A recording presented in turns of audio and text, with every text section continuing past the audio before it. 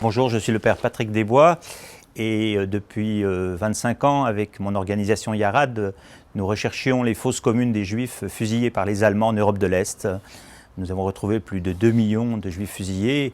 C'est la même maladie humaine qui ont fait que des gens de tout pays ont rejoint Daesh, de la Chine jusqu'à l'Australie, en ayant principalement le but de mettre des gens en esclavage et de vivre, je dirais, une vie qui est un enfer pour les autres. Qui sont les Yazidis? Les Yazidis, c'est un peuple de Mésopotamie qui n'est ni chrétien ni musulman, qui ont une religion zoroastrienne.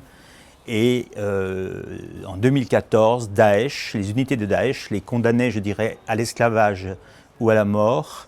Ce qui est bien que j'ai dit, on va y aller. On a pris le temps de prier, on y est allé. Et depuis, on a ouvert 4 centres pour des enfants yazidis qui ont été enlevés à leur famille et qui ont été changés de prénom, à qui on a lavé le cerveau et qu'on a formés comme terroristes. Et puis des centres pour des femmes qui, elles, ont été vendues et revendues. Il faut savoir qu'une femme aujourd'hui qui sort de Daesh, une femme yazidi, a été revendue entre 25 et 35 fois et a eu des enfants avec des grossesses forcées.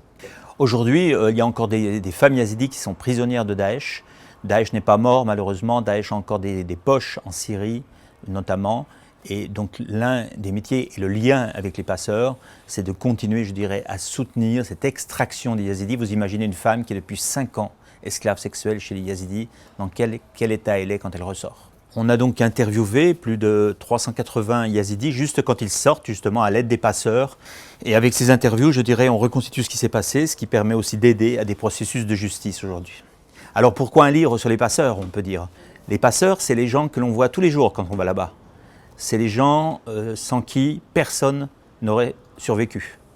Les familles entrent en lien, ils essaient de le localiser par tous les moyens, parfois avec un véritable service d'espionnage, je dirais, dans la ville qu'ils mettent en place, et puis ils essaient, autant que possible, de faire une extraction de la fille yazidi.